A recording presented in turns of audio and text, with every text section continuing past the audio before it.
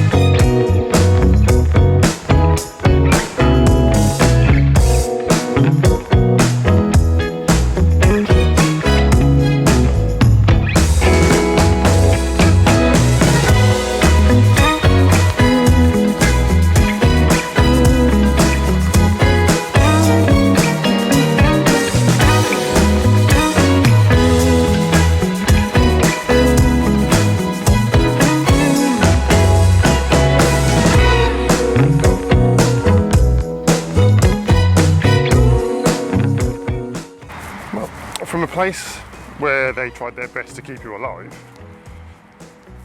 to the place where most people would end up if they weren't so successful. This is Forest Hills Cemetery, right at the end of the Orange Line, and the reason why I'm here, and the reason why this is on the list of unusuals, is because apparently there are a load of sculptures and a miniature village, which is made up of replicas of the houses that the people who are here now used to live in.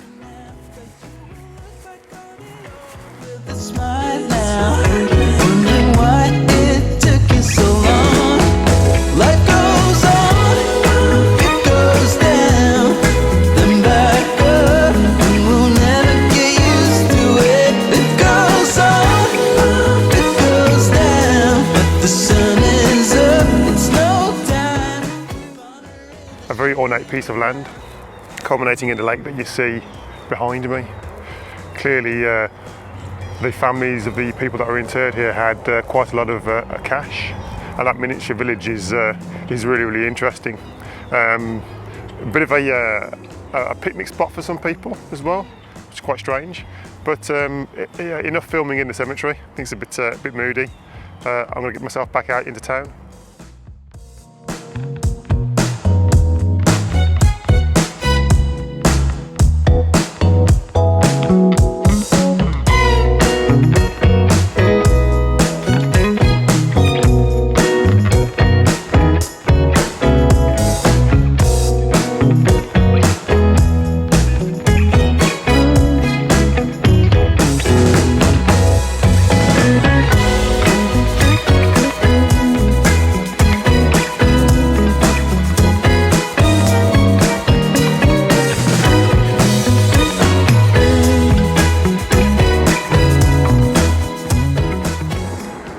Spring Lane, next to Water Street.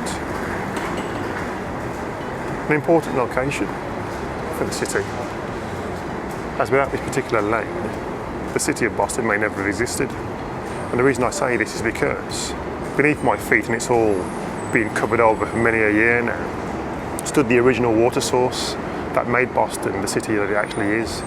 And it was used as a water source for 200 years until it dried up. So as I say, without it, Boston as a city may never have come into existence.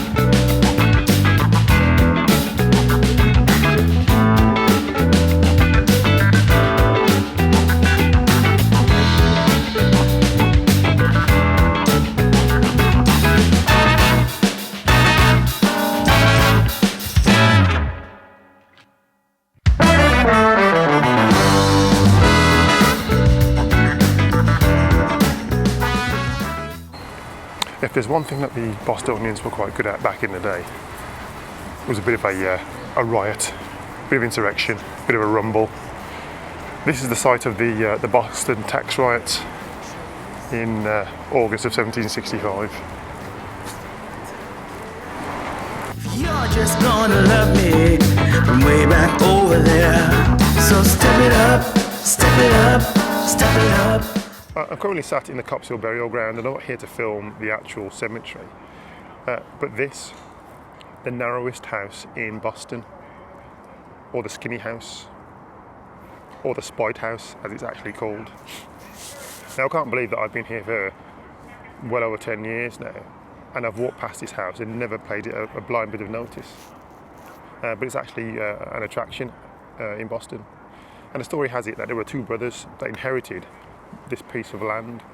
One of the brothers went off to fight in the Civil War, whilst the other one, having inherited the land, built a big massive house right at the back of the skinny house.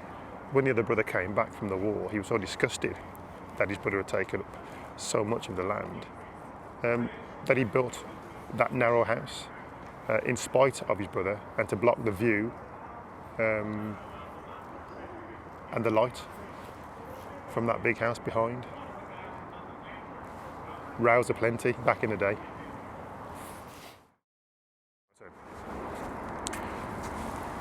Possibly the single most strangest disaster ever to hit Boston, the Great Molasses flood of 1919. A 5-storey tank, 90 foot in diameter, containing 2.3 million gallons of molasses, which is going to be used in the gun manufacturing process, burst, and it sent a wave at 35 miles per hour along Commercial Street and into Boston.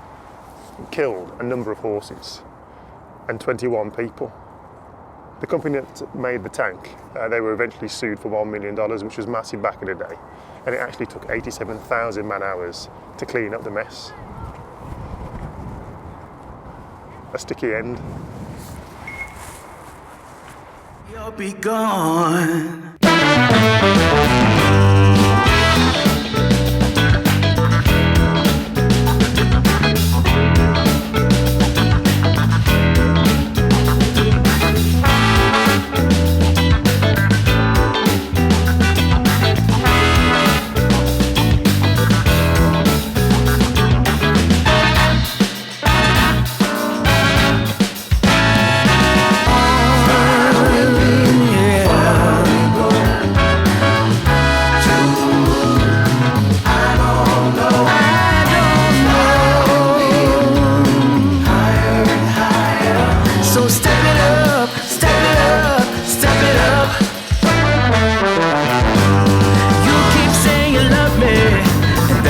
Just a case.